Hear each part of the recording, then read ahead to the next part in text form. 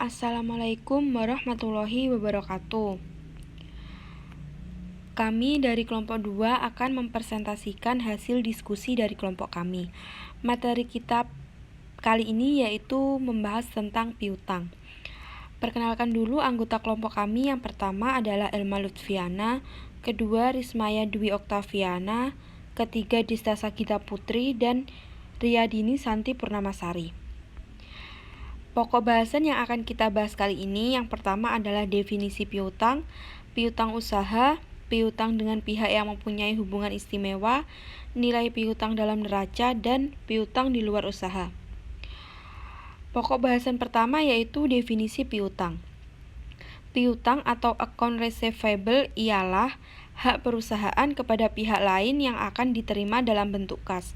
Piutang biasanya digolongkan ke dalam kelompok piutang usaha dan piutang luar usaha. Untuk keperluan fiskal, sebaiknya sistem akuntansi dapat menyajikan saldo piutang kepada pihak yang ada dalam hubungan istimewa. Pemisahan ini dimaksudkan untuk mempermudah fiskus dalam mengetahui WP melakukan penghindaran pembayaran pajak melalui penetapan harga transfer atau transfer pricing.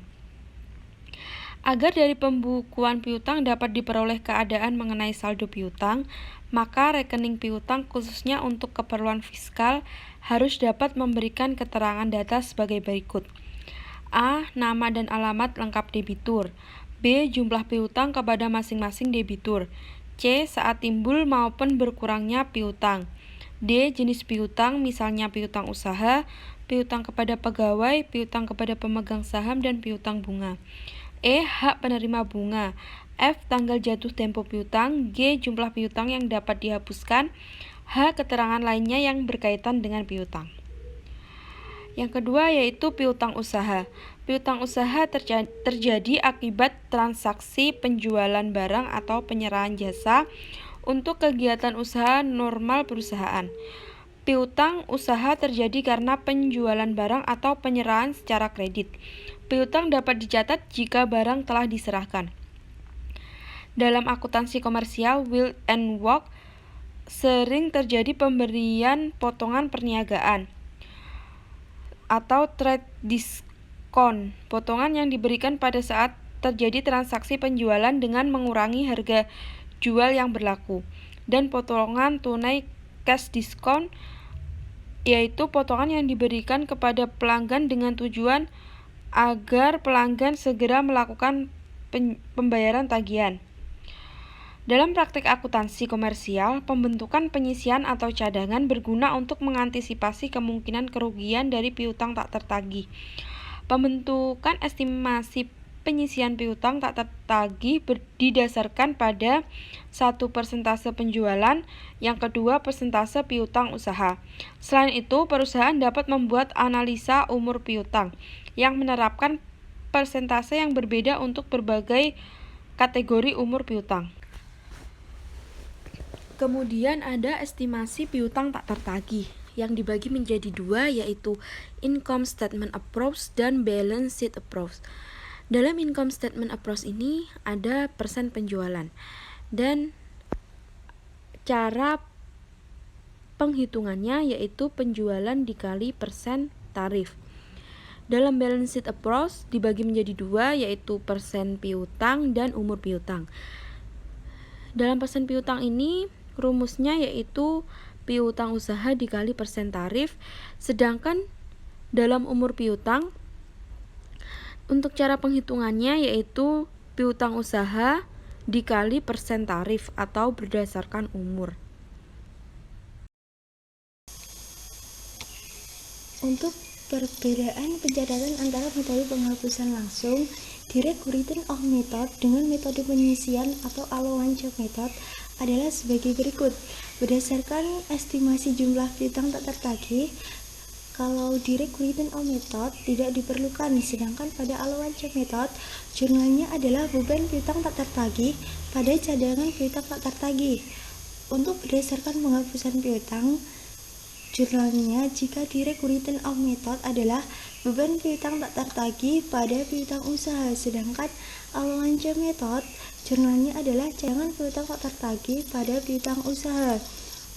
Jika berdasarkan piutang usaha yang telah dihapus ternyata dapat dilunasi, berdasarkan direct written off method, jurnalnya adalah piutang usaha pada beban piutang tak tertagih dan kas pada piutang usaha.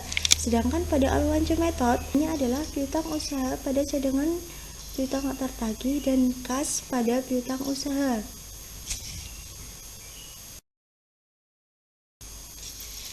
Adapun syarat-syarat penghapusan piutang yang nyata tidak dapat ditagih menurut Undang-Undang Pajak Penghasilan Nomor 36 Tahun 2008 Pasal 6 Ayat 1 huruf H adalah sebagai berikut.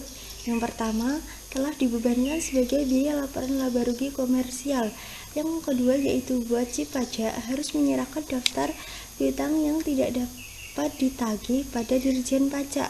Dan yang ketiga adalah telah diserahkan perkara penagihannya kepada pengadilan negeri atau instansi pemerintah yang menangani piutang negara atau adanya perjanjian tertulis mengenai penghapusan piutang atau pembebasan utang negara kreditur dan debitur yang bersangkutan atau telah dipublikasikan dalam penerbitan umum atau khusus atau adanya pengakuan dari debitur bahwa hutangnya telah dihapuskan untuk jumlah uang tertentu.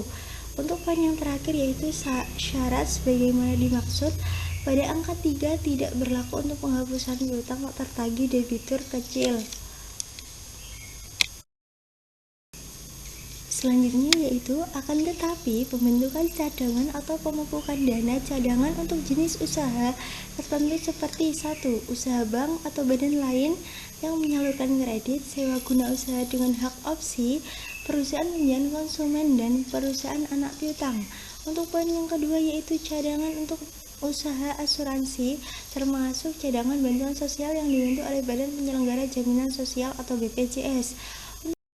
Untuk yang ketiga yaitu cadangan penjamin untuk penyelenggara penjamin simpanan. Untuk yang keempat yaitu cadangan biaya reklamasi untuk usaha pertambangan. Kelima yaitu cadangan biaya penanaman kembali usaha kehutanan, dan keenam adalah cadangan biaya penutupan dan pemeliharaan tempat pembuangan limbah industri untuk usaha pengelolaan limbah industri. Memperkenankan adanya pembentukan penyisian atau cadangan sesuai dengan ketentuan perpajakan Undang-Undang Pajak Penghasilan Nomor 36 Tahun 2008 Pasal 9 Ayat 1 huruf C JOB PMK strip 81 garis miring PMK titik 03 garis miring 2009.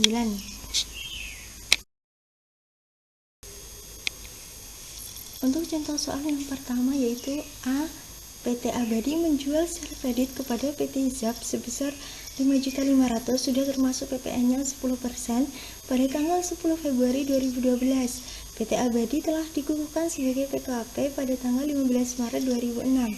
Sistem pencatatan persediaan yang digunakan oleh PT Abadi adalah sistem perpetual, di mana harga pokok penjualan atau HPP-nya sebesar 3.500.000, maka jurnalnya adalah piutang usaha sebesar 5.500.000 pada pajak keluaran sebesar 500 dan penjualan sebesar 5 juta rupiah. Sedangkan untuk jurnal yang kedua yaitu harga pokok penjualan pada persediaan sebesar 3.500.000. Apabila sistem pencatatan persediaan yang digunakan adalah sistem periodik, maka akan dibuat jurnal sebagai berikut yaitu piutang usaha sebesar 5.500.000 pada pajak keluaran sebesar 500.000 dan penjualan sebesar 5 juta. Nilai HPP dapat diketahui dengan perhitungan laporan HPP. Persediaan akhir dinilai berdasarkan perhitungan fisik persediaan yang dilakukan pada akhir periode atau akhir bulan garis miring tahun. Apabila belum dikukuhkan sebagai PKP, pajak masukan tetap dikukuhkan sebagai pajak masukan melainkan dibukukan sebagai harga perolehan barang yang dibeli. Pada tanggal 14 Februari 2012, PT ZAP mengembalikan barang yang telah dibelinya pada tanggal 20 Februari 2012 dari PT Abadi senilai 2 juta. Harga pokok barang tersebut sebesar 500.000. PT Abadi mencatat transaksi ratur penjualan adalah sebagai berikut. Untuk jurnal pada tanggal 14 Februari 2012 adalah ratur penjualan di debit sebesar 2 juta miring tahun. Apabila belum dikukuhkan sebagai PKP, pajak masukan tetap dikukuhkan sebagai pajak masukan melainkan dibukukan sebagai harga perolehan barang yang dibeli.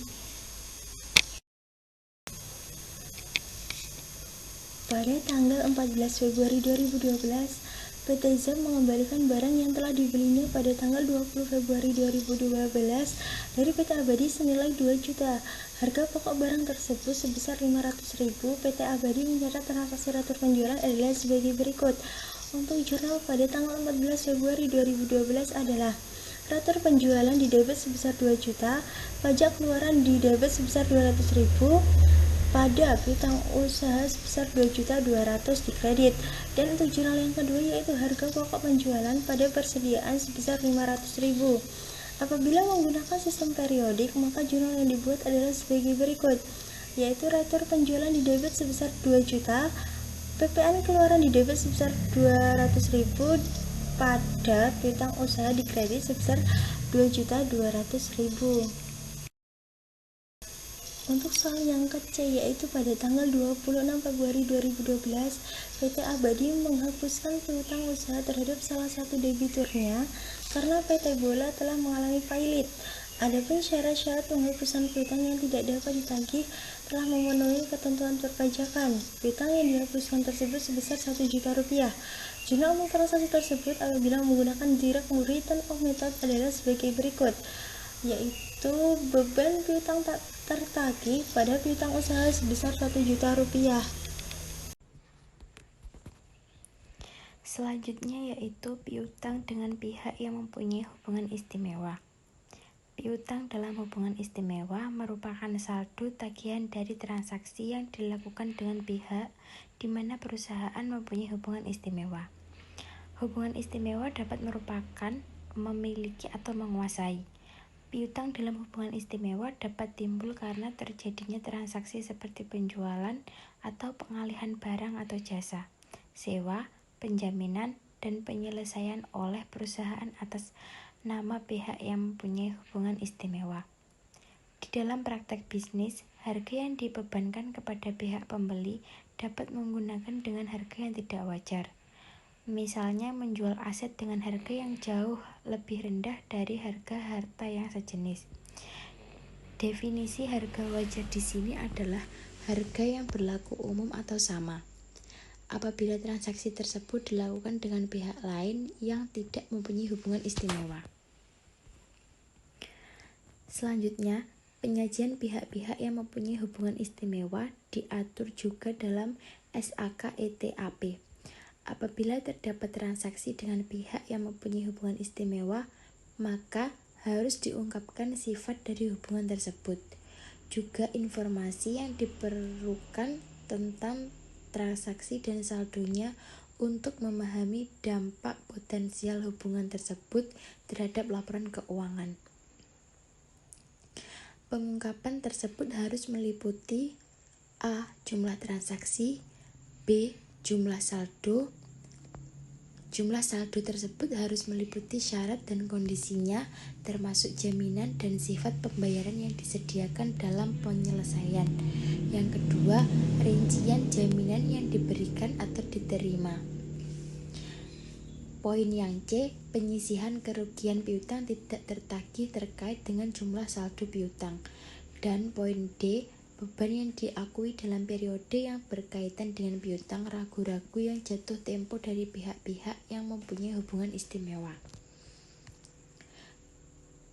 Kemudian, menurut Undang-Undang PPH Nomor 36 Tahun 2008 Pasal 18 Ayat 4, hubungan istimewa terjadi apabila A. Kepemilikan atau penyetoran modal. Wajib pajak mempunyai penyertaan modal langsung atau tidak langsung paling rendah 25% pada wajib pajak lain.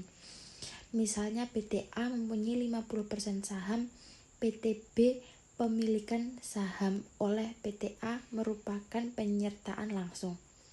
Selanjutnya, apabila PT B mempunyai 50% saham PT C, PT A sebagai pemegang saham PT B secara tidak langsung mempunyai penyertaan pada PT C sebesar 25%. Di dalam hal ini demikian, antara PT A, PT B, dan PT C dianggap terdapat hubungan istimewa. Hubungan kepemilikan seperti di atas dapat juga terjadi antara orang pribadi atau badan. Poin yang B, adanya penguasaan melalui manajemen atau penggunaan teknologi. Hubungan istimewa di antara wajib pajak dapat juga terjadi karena penguasaan melalui manajemen atau penggunaan teknologi walaupun tidak terdapat hubungan kepemilikan. Selanjutnya poin yang C adalah adanya hubungan keluarga. Hubungan istimewa di antara wajib pajak orang pribadi dapat terjadi karena adanya hubungan darah atau perkawinan, yaitu hubungan sedarah maupun semendat dalam garis keturunan lurus dan atau ke samping 1 derajat.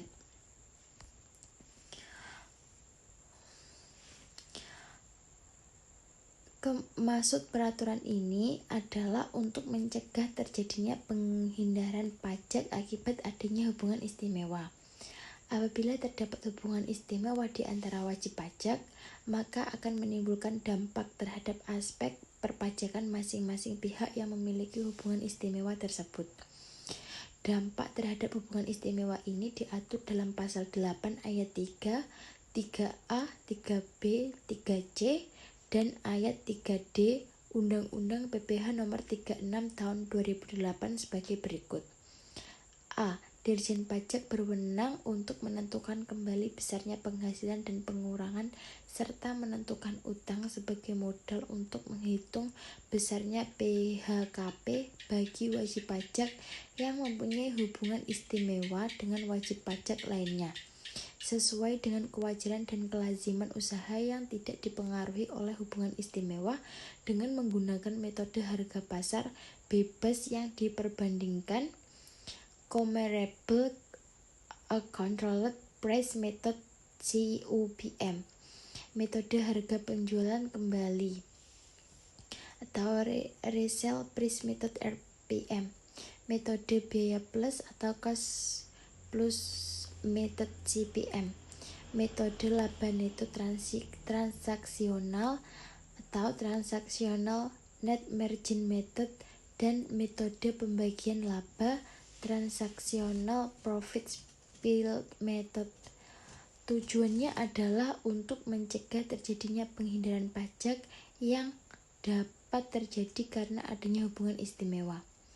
Demikian pula kemungkinan terdapat penyertaan modal secara terselubung dengan menyatakan penyertaan modal tersebut sebagai utang.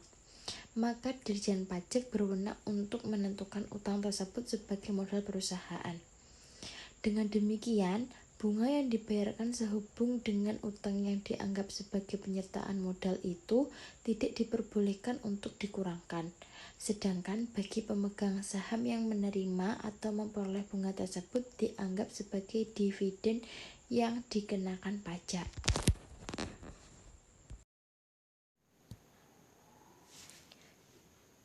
Dirjen Pajak berwenang melakukan perjanjian dengan WP dan bekerja sama dengan pihak otoritas pajak negara lain untuk menentukan harga transaksi antar pihak-pihak yang mempunyai hubungan istimewa yang berlaku selama suatu periode tertentu dan mengawasi pelaksanaannya serta melakukan renegosiasi setelah periode tertentu tersebut berakhir. Kesepakatan harga transfer atau Advance Pricing Agreement (APA) adalah kesepakatan antara WP dan Dirjen Pajak mengenai harga jual wajar produk yang dihasilkannya kepada pihak-pihak yang mempunyai hubungan istimewa atau related parties dengannya. Tujuan diadakannya APA adalah untuk mengurangi terjadinya praktik penyalahgunaan harga transfer oleh perusahaan multinasional. Keuntungan dari APA selain memberikan kepastian hukum dan kemudahan perhitungan pajak, aparat perpajakan tidak perlu melakukan koreksi atas harga jual dan keuntungan produk yang dijual WP kepada perusahaan dalam grup yang sama.